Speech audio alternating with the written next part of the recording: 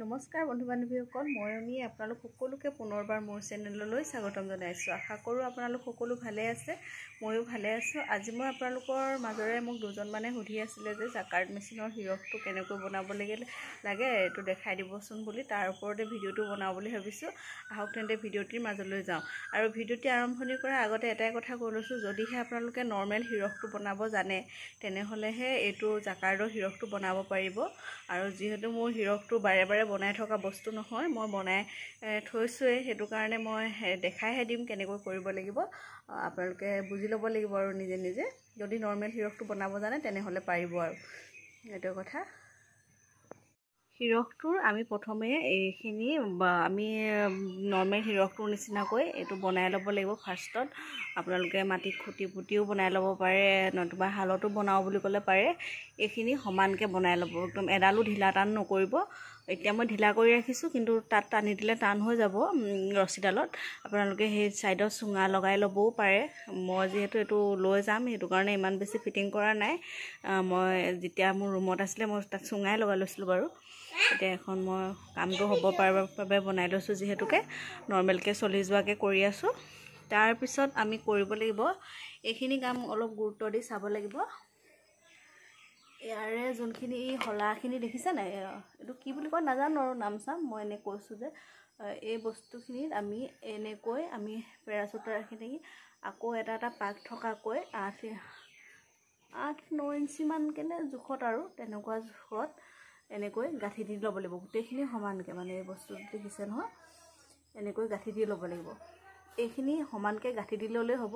আপোনালোকে ক'ৰ পৰা কেনেকৈ গাঁঠি দিয়ে, মুঠতে অ'ত এডাল এডালকৈ গাঁঠি, মুঠতে যোনফালৰ পৰা সুবিধা হয় যেনেকৈ সুবিধা হয় তেনেকৈ দি আহিলে হ'ব। কিন্তু যেতিয়া এইখিনি গাঁঠি দিব তেতিয়া অলপ এটা গুৰুত্ব দিব লাগিব। এইখিনি গাঁঠি দিওঁতে আমি অলপ গুৰুত্ব সহকাৰে কামটো ল'ব লাগিব, নহ'লে ফুলটো শুদ্ধকৈ নুঠিব যদি বন্ধা ভুল হয়। আমাৰ এনেকৈ হেৰি আছে 1 2 3 4 5 6 লাইন। এই 6 লাইন দেখিছে নহয়, ইয়াৰে প্ৰতিটো লাইনত 20ডালকৈ আছে। আমি প্ৰথমতে এই চিলিণ্ডাৰটো যোনটো ছাইডত থাকে, আমাৰ কাৰ্ডখিনি যোনটো ফালে লগাব পাৰোঁ সেইটো ছাইডৰ প্ৰথম কাঠিটো, মানে আমি ফুল বাচিম যে প্ৰথম কাঠিটোৰ পৰাই প্ৰথমডাল বান্ধিব লাগিব। প্ৰথম কাঠিটোত আমি প্ৰথমডাল মানে আমি যেনেকৈ হিৰকটোত বান্ধি যাওঁ তেনেকৈ, তাৰপিছত তাৰ পিছৰডাল তেনেকৈয়ে গোটেই 20ডাল বান্ধি হোৱাৰ পিছত তেনেকৈ এডাল এডালকৈ গোটেই 20ডালত বান্ধি হোৱাৰ পিছত আকৌ আমি আৰম্ভ কৰিব লাগিব দ্বিতীয় লাইনটোত থকা প্ৰথমটোৰ পৰা একেবাৰে লাষ্টটোত শেষ হ'বগৈ। আকৌ তৃতীয় লাইনৰ প্ৰথমটোত তেনেকৈ বান্ধি যাব লাগিব। আৰু বন্ধাৰ প্ৰচেছটো মই আপোনালোকক দেখাই দিছোঁ। আপুনি আপোনাৰ যোনটো ফালৰ পৰা সুবিধা হয় সেইটো ছাইডৰ পৰাই ল'ব পাৰে। প্ৰথম মূৰত এটা ছাইডত আমি গাঁঠি দি ল'ম, অলপ দীঘলকৈ সূতাটো লাগিব,